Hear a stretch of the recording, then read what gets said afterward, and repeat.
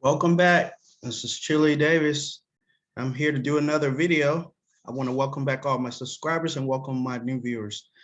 So I'm just going through the news. I'm on latimes.com and it says here, grocery prices are soaring and here's why. So if any of you have noticed, prices have been going up for the last 3 or 4 months and we're just trying to get to the bottom of it.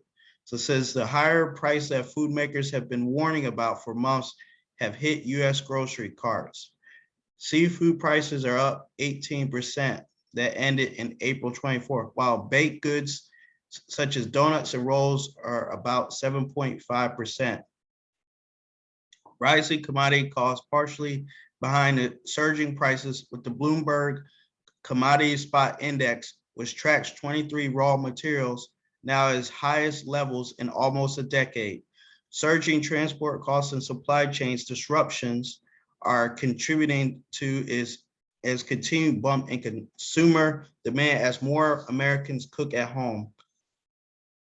It goes on to say everyone is looking to offset higher transportation costs, higher labor costs, and higher input costs, and that flows through the whole chain the way to the consumer, says Bloomberg intelligence analyst Jennifer. Inflation expectations in 2021 are much higher than they seen in recent years. So there it is. Prices are going up due to the economy restarting with higher transportation costs, higher raw material costs, and it's getting tough out there. So I also found another article on here's how much a used car price have gone up in each state. So in this article, this is like ABC 27 News. It just talks about the global microchip shortage has drastically impacted the automotive industry. Nearly every major manufacturer has been forced to idle production, which has led to a dramatic reduction in new car inventory.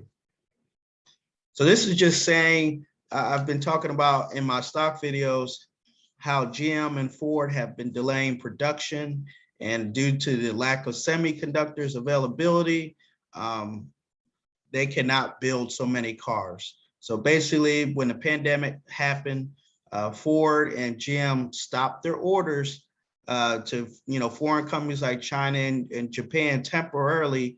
They did not order hundreds of thousands of chips due to thinking that the economy wasn't going to rebound so quickly. So now all these companies are trying to reorder their chips and other semiconductors for their vehicle production.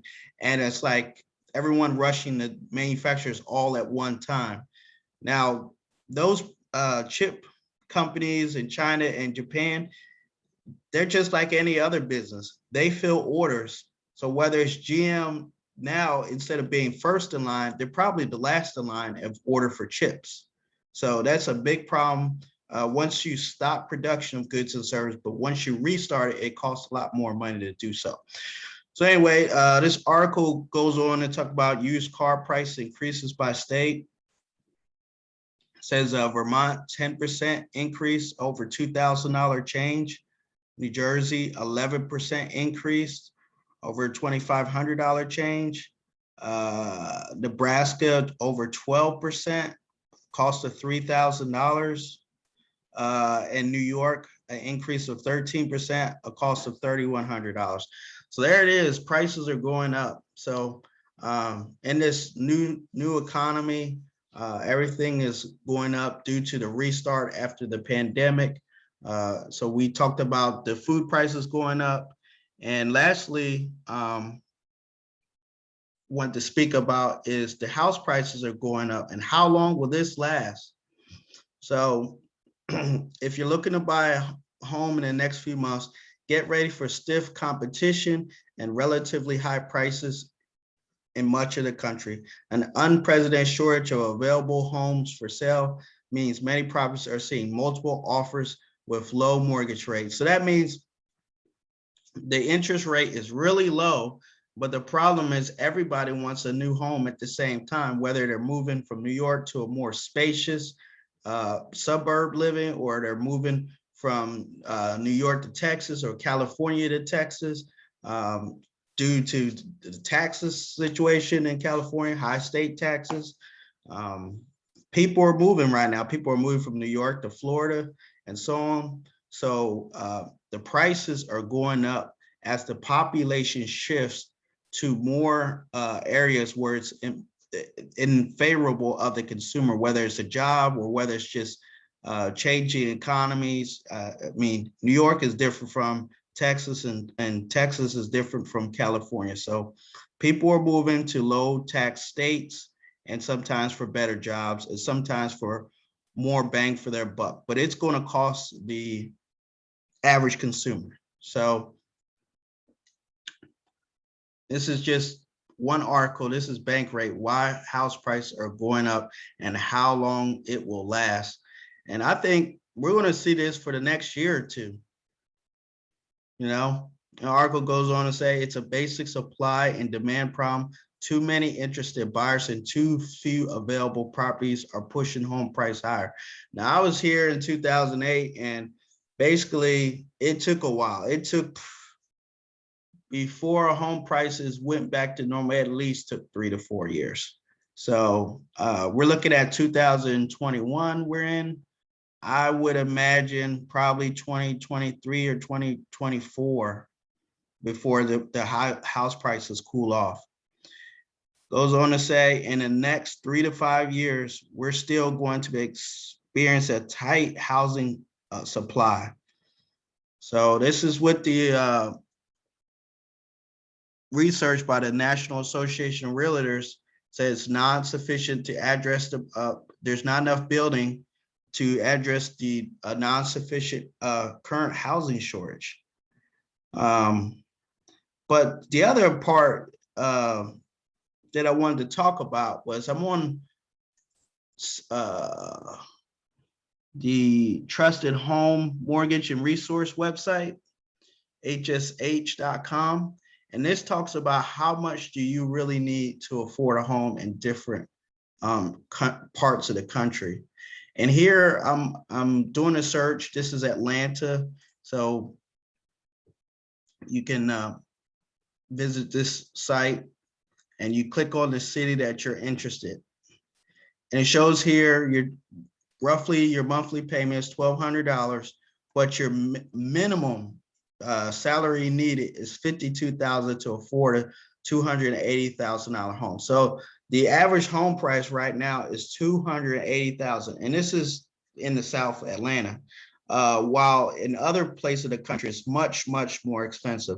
Let's just go over to the hot market of Austin, Texas. And your average monthly payment is going to be $2,000 a month, and you're going to need a salary of $90,000 a year to afford a home of $437,000. So, and that doesn't include the cost of the down payment. Now, we do know FHA loans, generally you can get a 3% down, but you're going to need 10% down in some cases. If you don't get the FHA loan, you need 10% down, so that's somewhere around $40-something thousand. So right now, home prices are skyrocketing. I'm going to do another state here, Baltimore, Maryland. And again, the salary requirement is somewhere around $64,000. And a minimum home price looks around $329,000. This is to afford a home in Baltimore. And so you can go through here. Let's just see if they have like Las Vegas or yes, let's do California, Los Angeles. And it shows here your average salary you need to afford a home is $118,000. And the home prices start out at $600,000. Now, I'll be honest, I've lived in California for a few years, and $680,000, that's not really going to get you a decent sized house in the city. You might be able to get that in the suburb, but you're still talking about an hour and a half commute. So seriously, home prices are starting to be out of reach for the average middle class person. And I'm hoping, in the next 3 to 6 months, the economy shifts and everyone is able to get the goods and services they need.